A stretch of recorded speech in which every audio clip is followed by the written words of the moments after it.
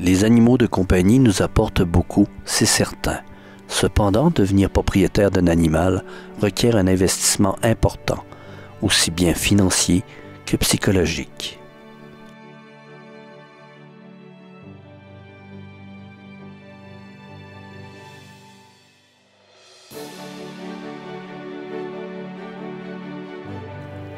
En plus de la nourriture et du toilettage, les visites imprévues chez le vétérinaire peuvent être coûteuses.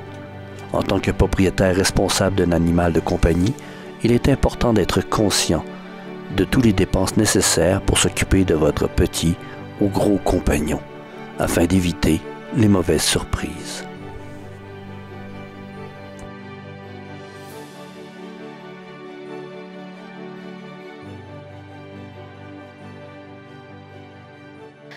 Généralement, une pension de chevaux, c'est entre 250 et 300 $ par mois, dépendant d'où est-ce que vous êtes, puis des services offerts. Là-dessus, on rajoute la trim qui est à souvent 50 $ toutes les 6 à 8 semaines. Puis le vétérinaire, c'est en moyenne 500 $ par année si tout va bien. Puis à la moindre petite chose, ça augmente pas mal. Parce que là, si on va des radios, des injections, des tests sanguins, bien là, ça peut rapidement augmenter dans les 1000 $. Là, Puis, tu sais, comme je vous ai dit, les chevaux, c'est quand même fragile. Fait que, tu sais, souvent vieillissants, ils vont faire de l'arthrose, ils peuvent être plus sensibles à l'estomac, faire des ulcères d'estomac. Tu sais, si on en a beaucoup qui ont des problèmes d'arthrose puis d'ulcères, puis c'est des choses qu'on traite, l'arthrose, on la traite à l'année. Fait que ça, c'est des médicaments à l'année. C'est des choses qu'il faut que vous pensiez aussi avant de vous acheter un cheval. C'est que oui, il y a les soins de base, mais il y a les soins aussi, les autres soins aussi dans l'année qu'il faut penser. Puis il faut vous dire qu'un animal, c'est rarement toujours en santé. C'est sûr que dans la vie d'un animal, vous allez avoir à payer du vétérinaire. C'est normal. Ne serait-ce que pour les vaccins puis les vermifuges, là, tu sais. Et si on veut, mettons, parce que là, il y a beaucoup de gens qui se procurent des chiens et des chats et ils les abandonnent. Qu'est-ce que ça prend au minimum pour avoir un chien? Bien, pour avoir un chien, ça prend du temps. Parce qu'un chien, c'est pas un animal qu'on peut laisser comme 12-13 heures à la maison. J'en vois beaucoup des gens qui font ça, mais c'est pas un animal qui est fait pour ça. Le chien, à la base, c'est un animal qu'on a domestiqué avec les fermes et tout ça. Il suivait son propriétaire toute la journée. C'est un animal qui fait partie intégrante de la famille.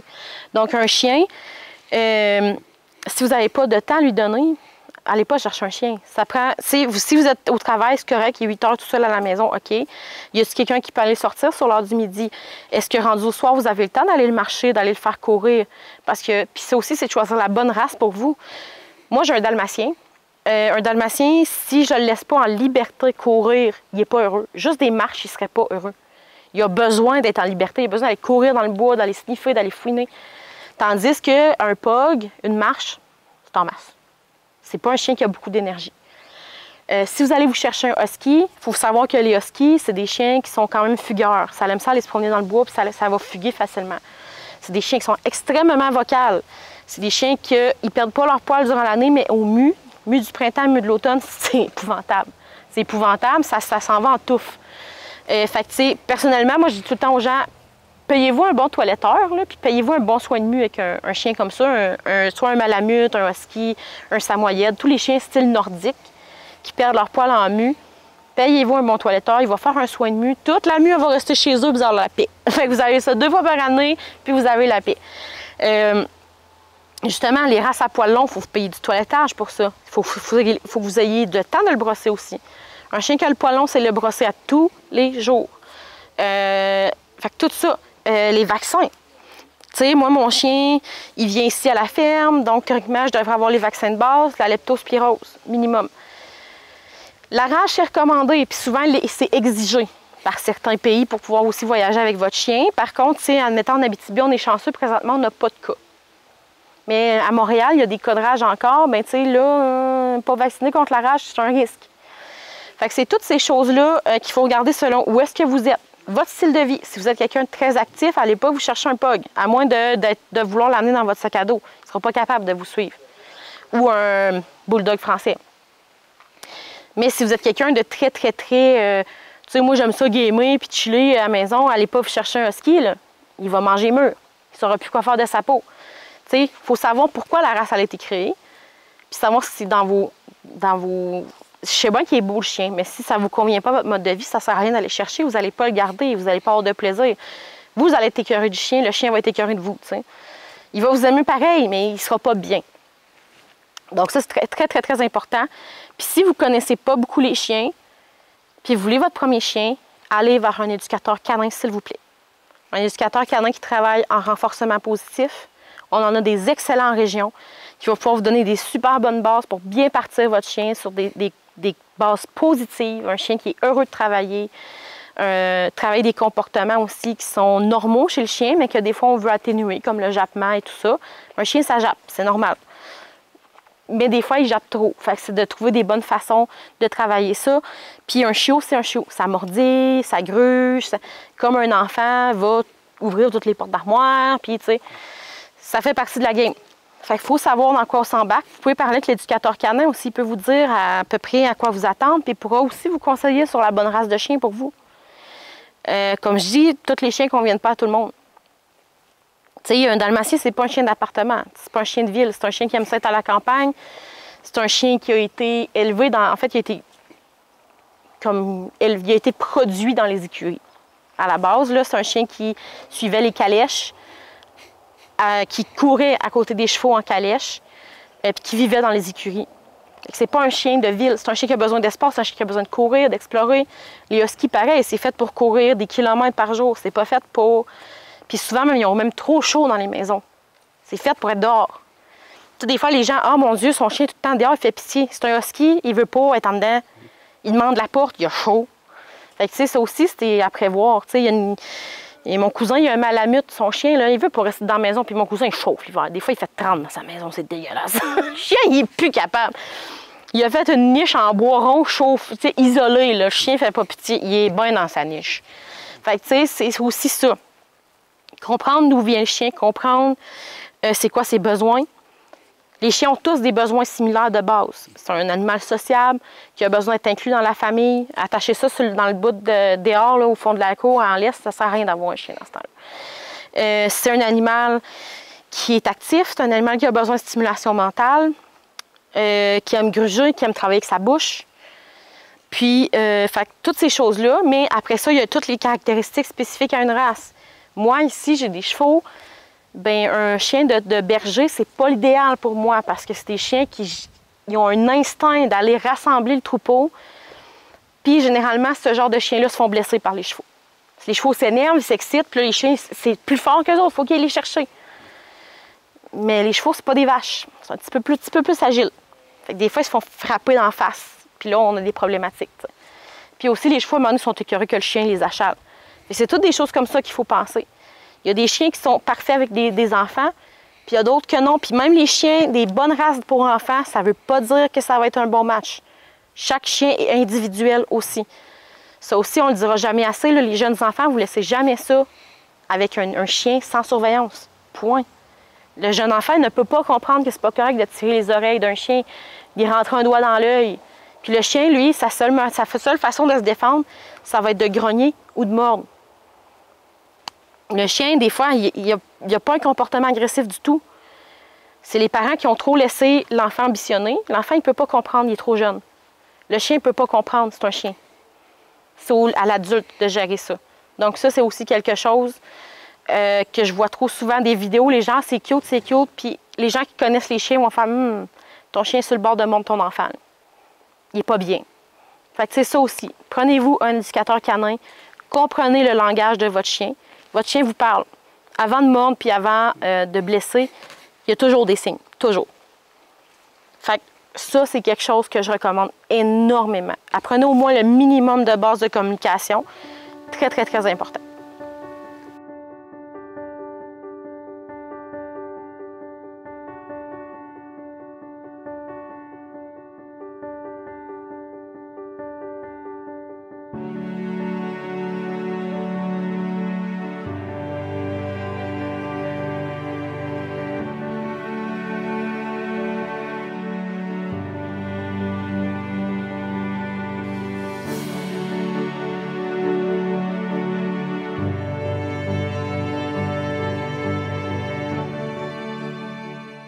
Et les chats? Bien, les chats, moi, c'est un animal que j'adore. Puis je ne sais pas si vous saviez, mais il y a aussi des éducateurs félins. Parce qu'il y a des problèmes de comportement chez les chats. dont les pipis hors litière, qui peuvent arriver quand même régulièrement. C'est, je crois, les problèmes de propreté, c'est, je crois, le problème le plus fréquent chez les chats. Et des fois aussi, j'ai entendu, ben, tu sais, je me suis fait un compagnon, puis mon chat ne veut rien savoir de lui. Fait que ça, c'est des choses qui se règlent avec l'éducateur est un comportementaliste félin. Il y a plusieurs personnes qui se sont formées avec lui, qui sont disponibles pour vous conseiller, dont j'ai une amie à Val-d'Or qui a sa certification éducateur.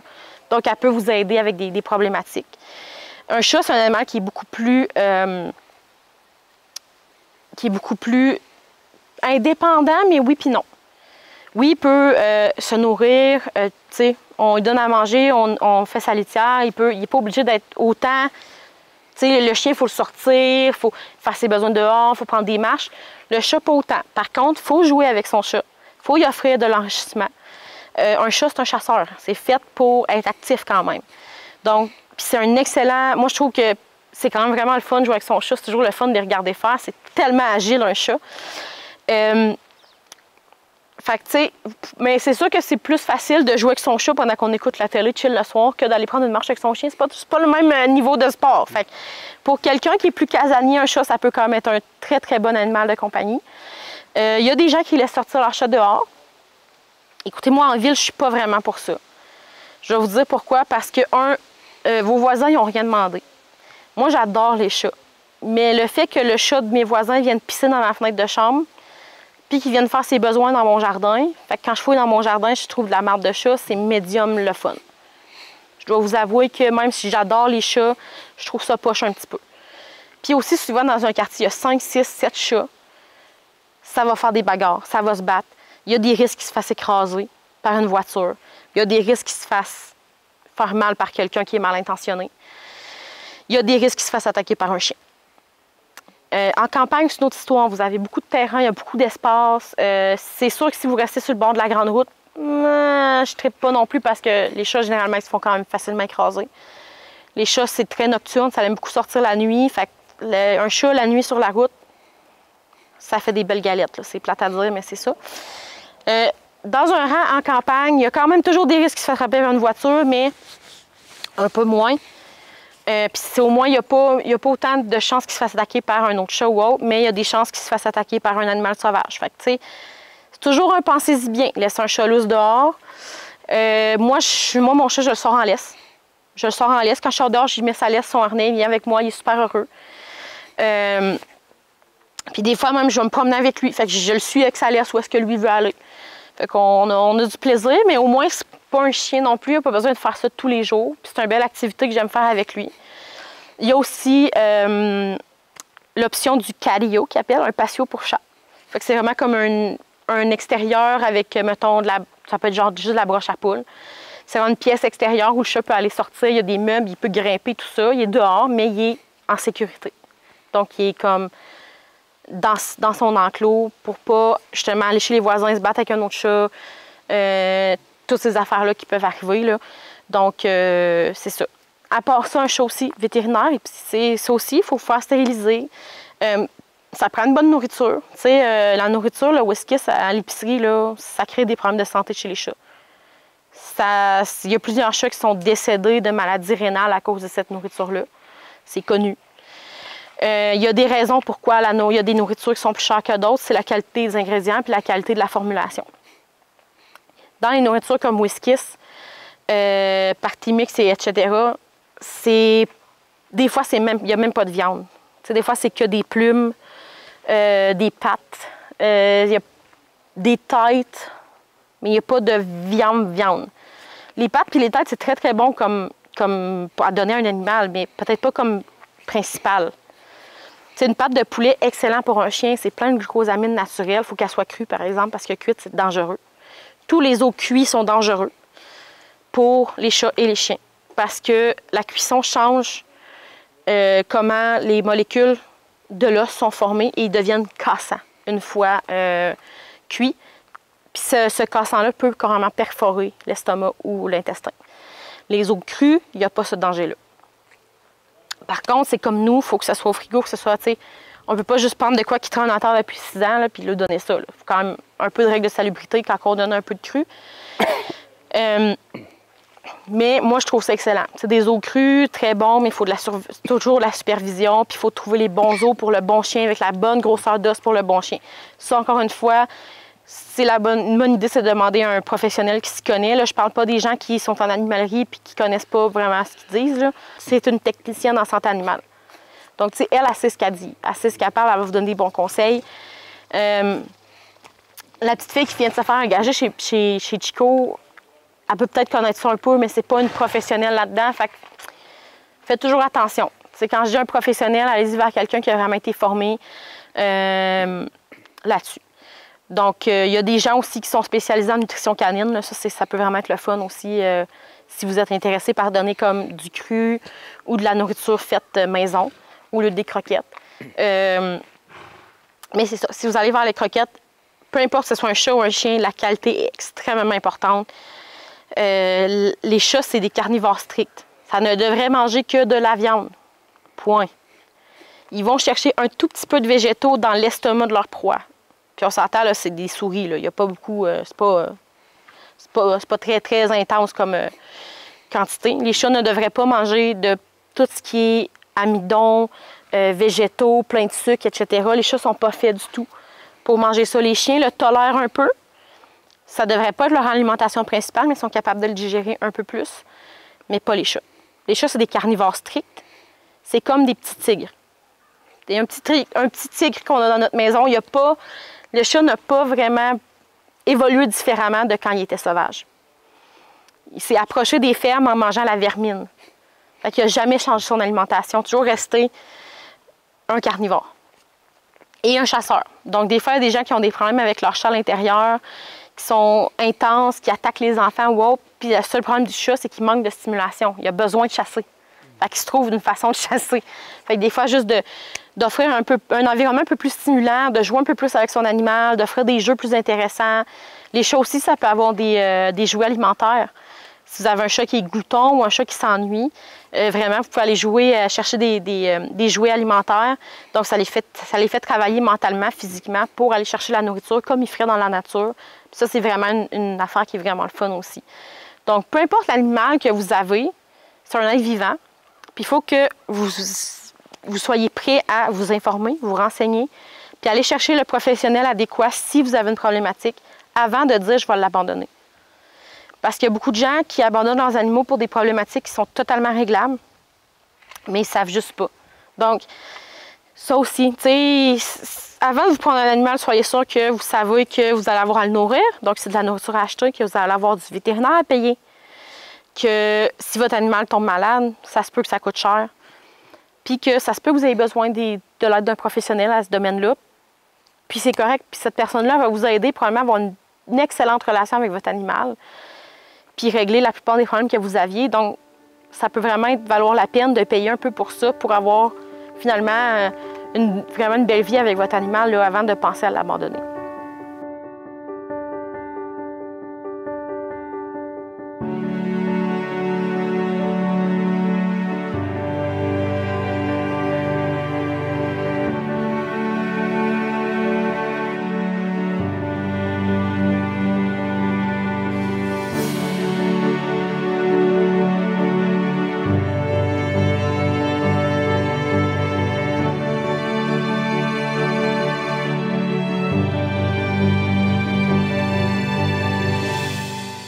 Aujourd'hui, on continue l'intégration de Harley qui est arrivée récemment. Donc là, on surveille. Je l'avais fait un petit peu hier après-midi aussi pour commencer l'intégration. Puis je l'avais remis dans son paddock ensuite pour la nuit, juste parce que vu qu'elle avait une blessure à une patte, je voulais pas qu'elle se fasse brasser dans la nuit, puis je voulais voir comment elle allait être ce matin. Sa patte, ça va bien, je ne vois pas de boiterie. Là, on voit Quincy, c'est notre jument dominante. Fait que là, on voit qu'elle fait sa petite attitude, mais Carly, ça n'a pas trop l'air de la déranger. Puis il y a Izzy aussi, là, qui est ici, qui est aussi un des dominants. C'est pas mal eux qui courent après. Un peu Stella aussi. Stella qui est ici. Mais pour l'instant, ça va quand même bien. J'ai déjà vu vraiment pire comme intégration, là, des chevaux qui couraient beaucoup plus, qui étaient beaucoup plus agressifs. Harley est très très calme, ça la dérange pas trop.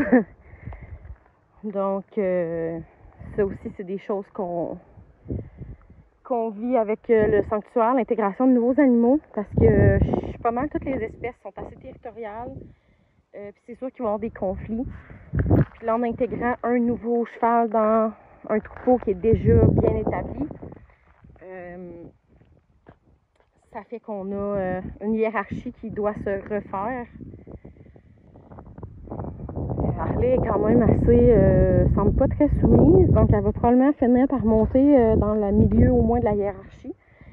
Mais pour l'instant, là, elle fait sa place. Fait que, comme vous voyez, elle n'est pas très stressée par ça. Ça se passe relativement bien. Comme je dis, pour l'instant, là, j'ai vu pire. J'ai vu vraiment pire. C'est des attaques qui est quand même pas si pire. Je disais, Izzy, c'est comme le mâle dominant, si on peut dire, mais il y a en dessous des deux juments qui sont avec lui à sa balle de foin, qui sont les deux juments plus dominantes.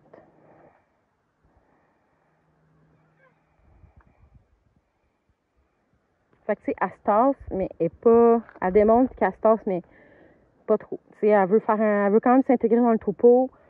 Elle veut rester proche des autres. Harley, elle a juste 4 ans, fait que c'est sûr qu'elle est encore jeune puis encore un peu fougueuse. Nos autres sont assez vieux, à part Ganache. Mais c'est ça, elle ne souffre pas à grosse épouvante. Elle reste quand même proche, puis elle me semble quand même un peu prête à dire qu'elle va se battre pour sa place, probablement, éventuellement. Là. Elle est curieuse, elle fait le tour du champ. Allô, Maki! Qu'est-ce que tu fais, Guidoune? J'aimerais bien aller voir Ganache, qui est dehors en train de manger. Ganache! Allô, belle Harley, tu viens me voir? Bonjour.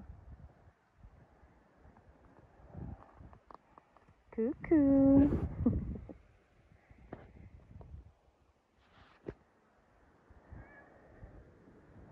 Donc c'est ça, je vais la surveiller cet après-midi, puis je vais évaluer si ce soir je la remets dans son paddock ou si je suis à l'aise de la laisser avec les autres pour la nuit. Fait que ça, on va évaluer ça. Hein, madame? Oui. Oui, ton gros nez. Ton gros nez. Ça, on va évaluer ça plus tard l'après-midi.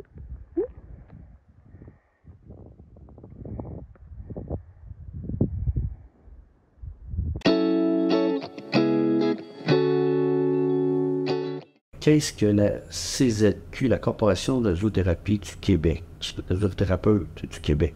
La CZQ, c'est la Corporation des zoothérapeutes du Québec. En fait, c'est le plus ancien regroupement de zoothérapeutes à travers toute la province et même les provinces avoisinantes. Donc, c'est une corporation qui a été créée en 2006. C'est la seule aussi corporation qui a mis sur pied au Québec un code de déontologie pour ses membres à respecter, qu'ils s'engagent à respecter. Au sein de ce code-là, on va retrouver des règles à respecter, des valeurs qui vont permettre en fait de légiférer la profession et d'assurer que ça soit très rigoureux et qu'on offre des services qui sont dits comme professionnels. Par exemple, de faire signer un formulaire de consentement libre et éclairé avant de procéder avant toute intervention, de tenir des notes évolutives de nos interventions, des mesures pré- et post-intervention avec des outils d'observation, par exemple, ou d'évaluation qui sont reconnus dans la littérature pour voir est-ce qu'on a vraiment une amélioration des symptômes, une diminution, est-ce que notre intervention elle a été efficace au final ou non. C'est vraiment le regroupement aussi qui a pour mission de faire valoir et reconnaître c'est quoi la zoothérapie parce que comme je vous disais, c'est très nouveau, c'est assez innovant, c'est à la fin des années 1990 qu'on a vu vraiment apparaître le terme de la zoothérapie et qu'on a commencé à l'utiliser dans des milieux hospitaliers comme par exemple avec des gens qui revenaient de la guerre suite à des chocs post-traumatiques.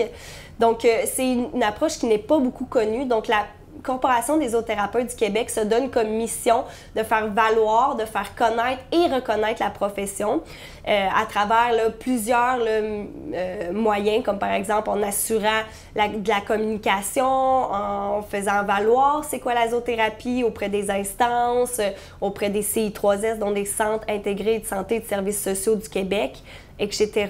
Elle a aussi pour mission également de faire une référence, par exemple, n'importe quel milieu qui rechercherait un zoothérapeute qui est reconnu et accrédité par la Corporation des zoothérapeutes du Québec. Elle tient un bottin de ses membres. Donc, si un CHSLD de la région aimerait engager un zoothérapeute qui est formé, elle peut aller sur le site de la CZQ pour aller parcourir son bottin des membres pour voir tous les membres dans sa région qui sont reconnus comme zoothérapeutes.